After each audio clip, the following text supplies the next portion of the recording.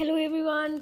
आज की वीडियो में हम लोग चैप्टर 2 कवर करेंगे जो कि है क्लास 9th के और इसमें हम फिजिकल फीचर्स ऑफ इंडिया के बारे में बात करेंगे। स्टार्ट करते हैं हमारे चैप्टर को जो कि है physical features of India. Last video में मैंने कवर किया था आपका चैप्टर नंबर 1 जिसमें इंडिया के साइज़ के बारे में, लोकेशन के बारे में हमने बात की थी। आज हम बात करेंगे इसके फिजिकल फीचर्स के बारे में। जानते हैं हम इंडिया के बारे में। India has all major physical features of the earth, that is mountains. India में माउंटेन्स भी हैं और यहाँ पर प्लेन्स भी हैं, डेजर्ट्स भी हैं, plateaus and islands. Okay, the land of India displays great physical variation. India की जो लैंड है ये ग्रेट यानी कि फिजिकल फीचर्स हैं उनको शो कर रही है। ओके, सो ये देखिए मैंने कुछ फोटोज आपको दिखाई है यहाँ पर। ये है हमारी माउंटेन्स और ये है प्लेन एंड यहाँ पर डेजर्ट है, ये प्लेट्यू एंड ये आइलैंड। आइलैंड क्या होता है, कुछ बच्चों को इसके बारे में डाउट होगा, मैं क्लियर कर दूं। ये देखिए, अगर कोई लैंड है और इसके चारों तरफ पानी है तो ये है हमारा आइलैंड। ओके, सो आगे चलते हैं। Major physical features of India, यहाँ पर मेजर फीचर्स में देखा गया है, देखिए देखा गया है द हिमालयन माउंटेन्स। यहाँ पर हमारे पास हिमालयन माउंटेन्स आ जाती हैं, द नॉर्दर्न प्लेन्स, और उसके बाद हमारे पास पेनिसुलर प्लेट्यूज आ जाते हैं, the Indian desert, the coastal plains, the islands. Okay, so देखिए हिमालयन माउंटेन्स हैं जो हमारी, उसमें हमारी 3 जो मेजर माउंटेन्स हैं वो आती हैं, जिसमें हमारी greater Himalaya, lesser Himalaya and जो हमारी शिवालिक हिल्स हैं वो आ जाती हैं। नॉर्दर्न प्लेन्स में देखें अगर, वहाँ पर गंगा का जो प्लेन है वो, उसके बारे में बात होती है। पेनिसुलर प्लेट्यू, पेनिसुलर प्लेट्यू का मतलब क्या है ये देखिए पहले। पेनिसुला का मतलब क्या है ये देखिए, ये है हमारे इंडिया का साउथ वाला पार्ट। ओके, इसमें क्या है, जो ये 3 तरफ है, यहाँ पर तीनों तरफ पानी है। ओके, यहाँ पर हमारा अरेबियन सी है, इधर हमारा बे ऑफ बंगाल है, और अगर हम साउथ में देखें तो यहाँ पर हमारा इंडियन ओशन आ जाता है। सो जो पेनिसुला है उसका मतलब ये है कि धरती का 3 तरफ से पानी से घिरा होना। India is a peninsular country. India के पास पेनिसुलर प्लेट्यूज भी हैं, ठीक है, जिसके बारे में हम आगे बात करेंगे। इंडियन डेजर्ट, इंडियन डेजर्ट कहाँ पर है, वो हमारा राजस्थान में है। And the coastal plain, coastal plain का मतलब क्या है, जो एरिया हमारा सी के पास है, यहाँ पर जो एरिया है हमारा, ये जो एरिया है ये हमारा कोस्टल प्लेन है। आइलैंड का मैंने बताया है, जैसे कि अंडमान एंड निकोबार हमारे 2 आइलैंड हैं जो मतलब मेजर आइलैंड है। उसके अलावा हमारे पास लक्षद्वीप के आइलैंड हैं, वो हमारे अरेबियन सी में है। वो है। आगे देखते हैं the Himalayan mountain. These are geologically young and structurally, जो इनका स्ट्रक्चर है वो हमारे फोल्ड माउंटेन्स हैं which stretch over the northern bords of India. These mountain ranges run in the west east direction from the Indus to the Brahmaputra. They form an arc which covers about 2400 kilometre. अभी मैं आपको picture show करूंगी जिसमें मैं आपको बताऊंगी कि जो हिमालयन माउंटेन्स है उन्होंने कितना एरिया है जो वो कवर कर रखा है फ्रॉम वेस्ट टू ईस्ट, यानी कि इस डायरेक्शन में, यहाँ पर वेस्ट यहाँ पर ईस्ट।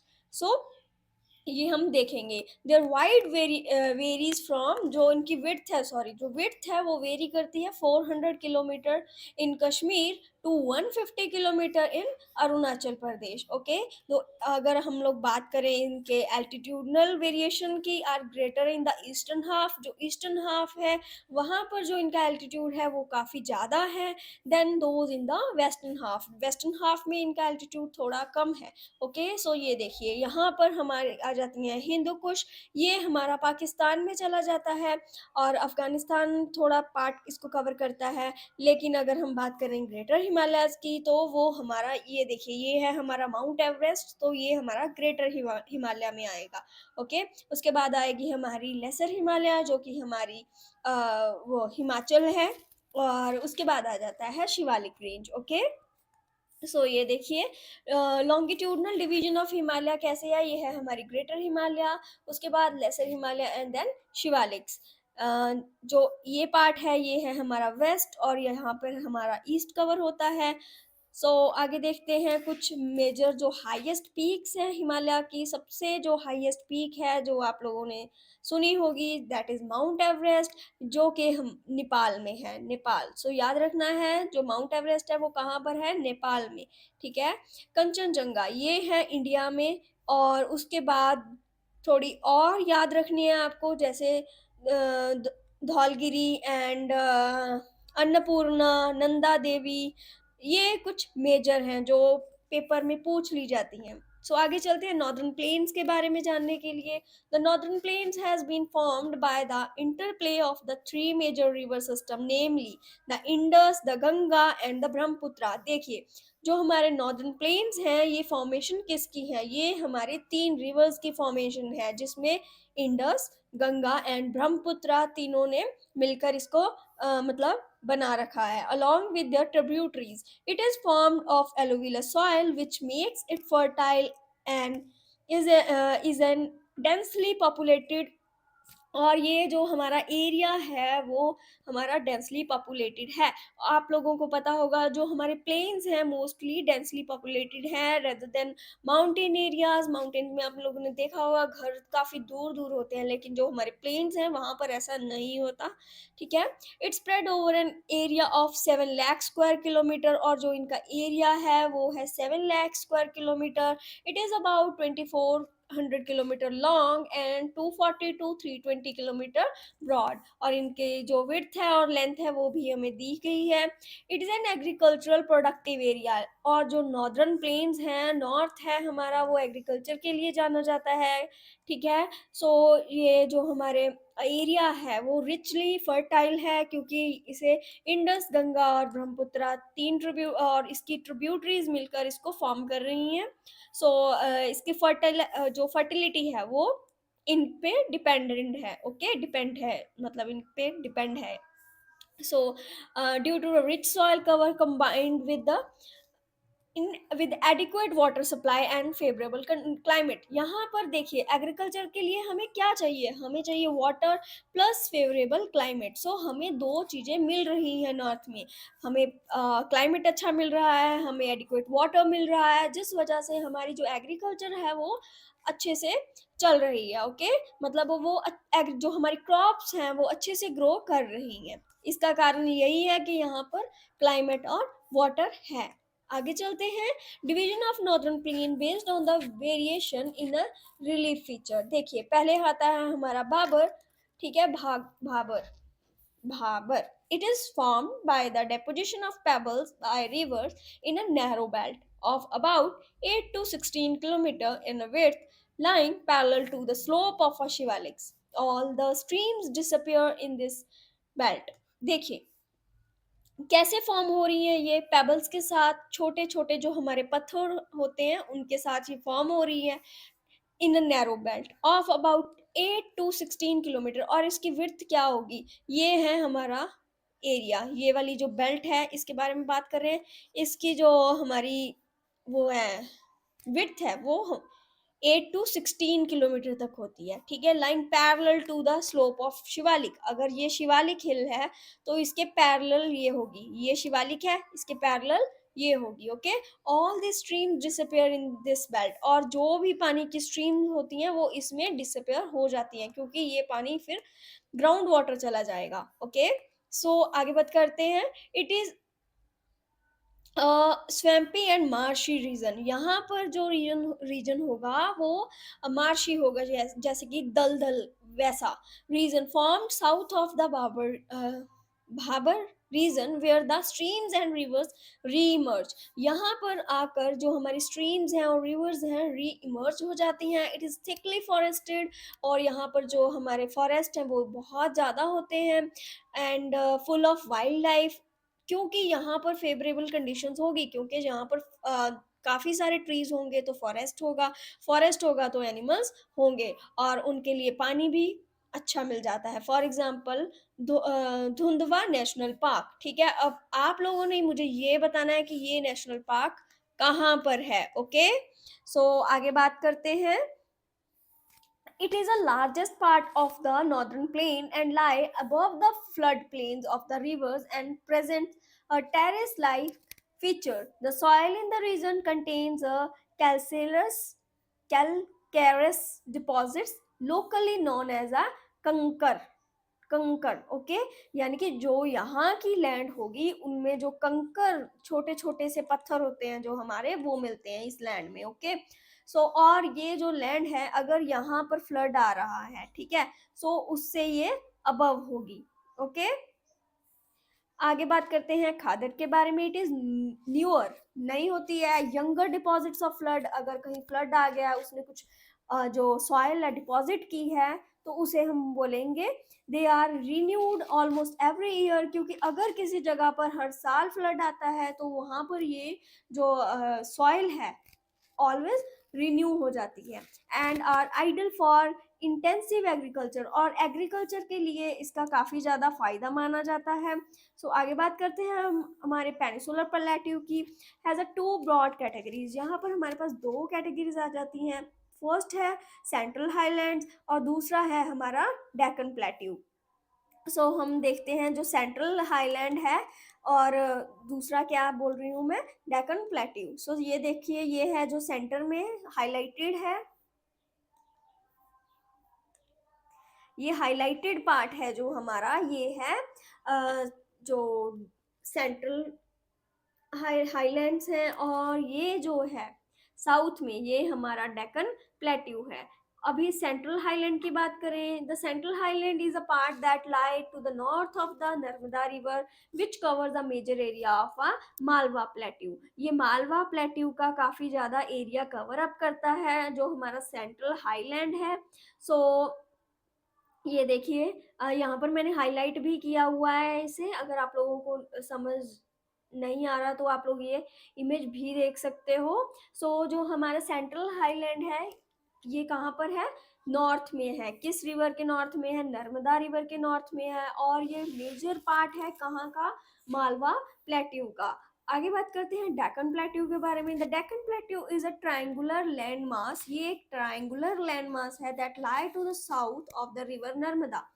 अब रिवर नर्मदा है जो उसके नॉर्थ में हमारा सेंट्रल हाईलैंड आ जाता है ठीक है ये देखिए अगर यहाँ पर हमारी नर्मदा रिवर है तो इसके नॉर्थ में हमारे पास सेंट्रल हाईलैंड है और इसके साउथ में हमारे पास डेक्कन प्लेट्यूज हैं ओके सो आगे बात करते हैं सबसे पहले डेक्कन प्लेट्यूज में हम बात करेंगे वेस्टर्न घाट्स की सो इसमें क्या है और देखिए इसमें ना क्वेश्चन आता है वेस्टर्न घाट का डिफरेंस और ईस्टर्न घाट के रिलेट करके डिफरेंस बताना वेस्टर्न घाट्स का और ईस्टर्न घाट्स का सो पहले बात करते हैं वेस्टर्न घाट्स की they are regular and continuous and can be cross through passes only देखिए अभी पासिस क्या होते हैं पासिस क्या होते हैं जो माउंटेन्स है माउंटेन के बीच से जो टनल जाएंगी वो होते हैं हमारे पासिस ओके सो जो हमारी वेस्टर्न घाट्स हैं ये कॉन्टिन्यूटी में है ओके सो इनमें कोई भी गैप नहीं है जिस वजह से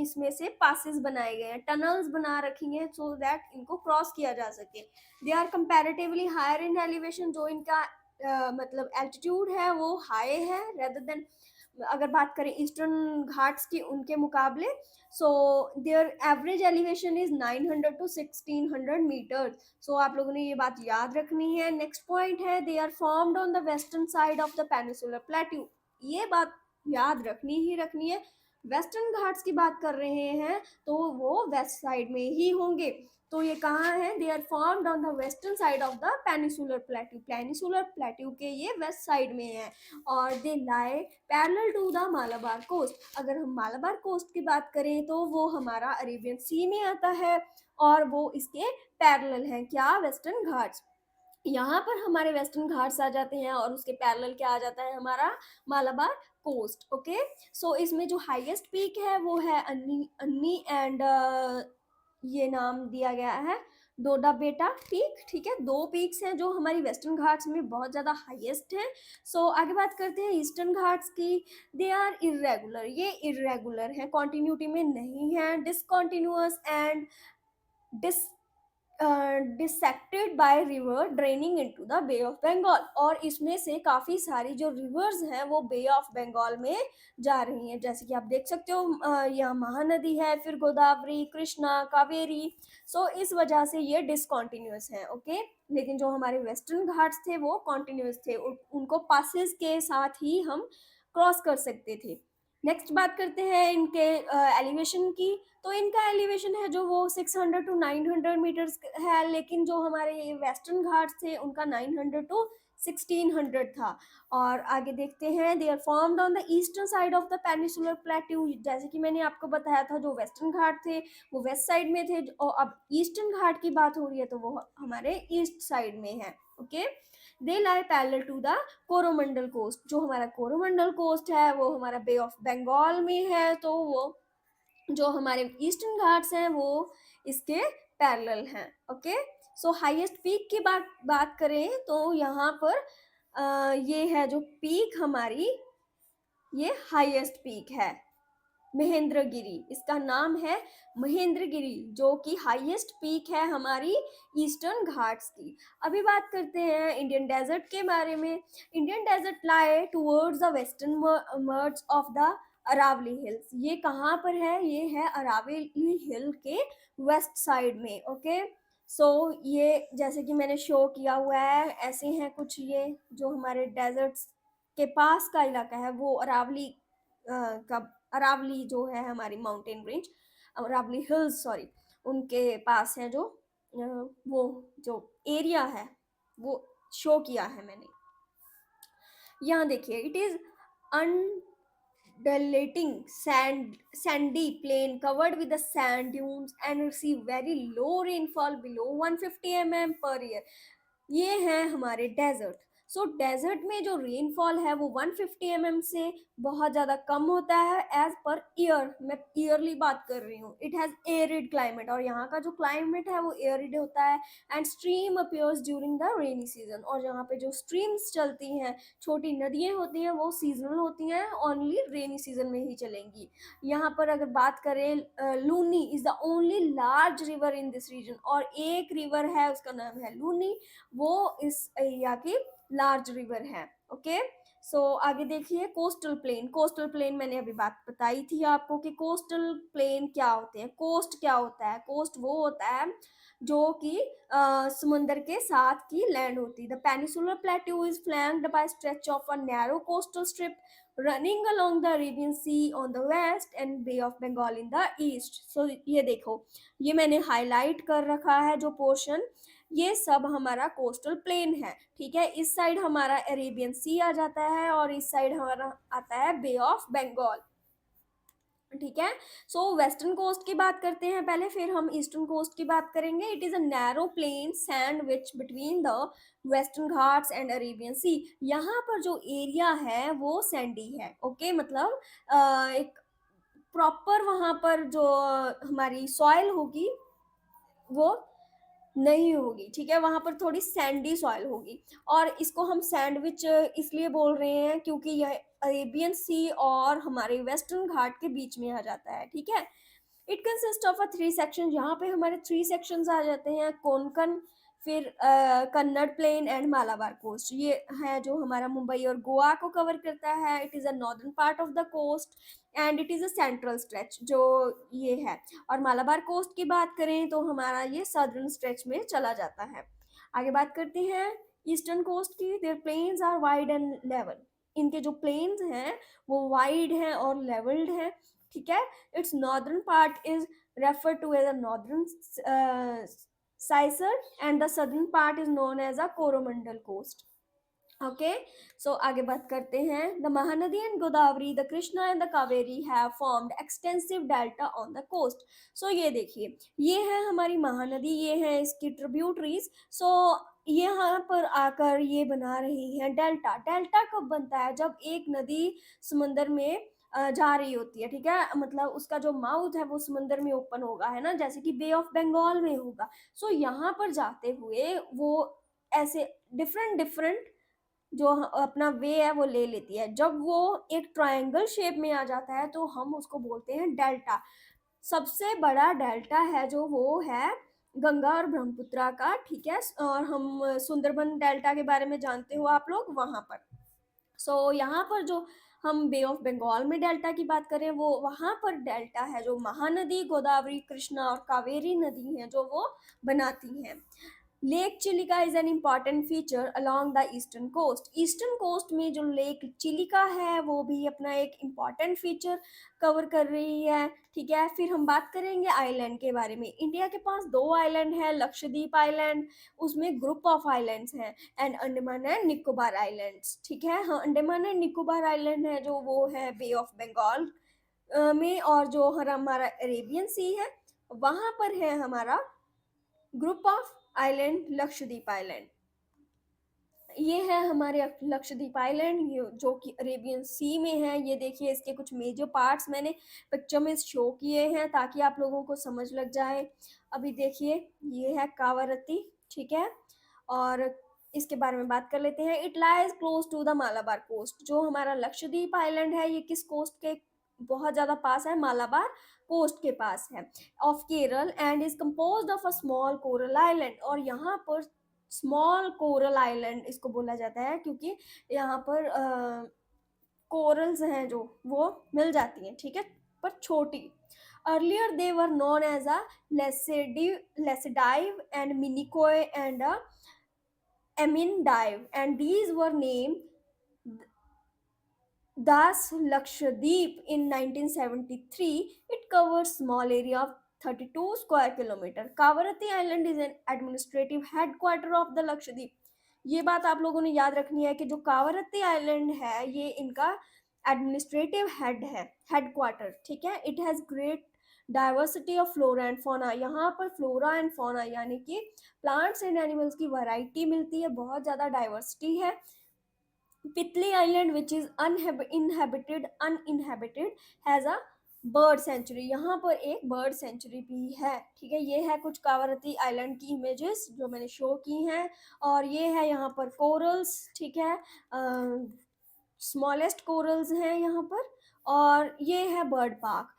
डिफरेंट जो बर्ड्स हैं यहाँ पर माइग्रेट भी होते होंगे, और इस वजह से इसे बर्ड सेंचुरी भी बनाया गया है। बात करते हैं अंडमान एंड निकोबार की। ये हमारे जो आइलैंड है ये है हमारा बे ऑफ बंगाल में, बे ऑफ बंगाल, ओके?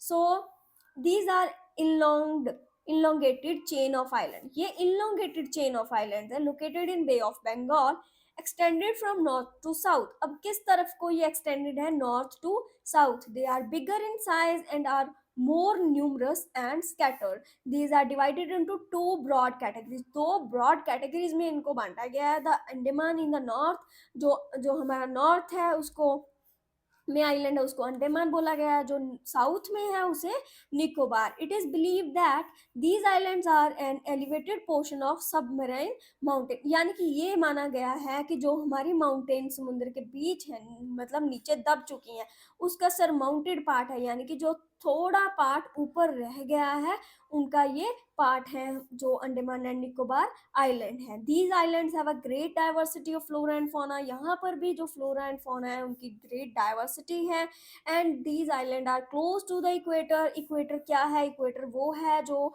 अर्थ को 2 इक्वल हाफ्स में डिवाइड करती है, एंड एक्सपीरियंस है इक्वेटोरियल क्लाइमेट। और यहाँ पर जो क्लाइमेट है दीज आइलैंड्स पे वो है हमारा इक्वेटोरियल क्लाइमेट, ओके?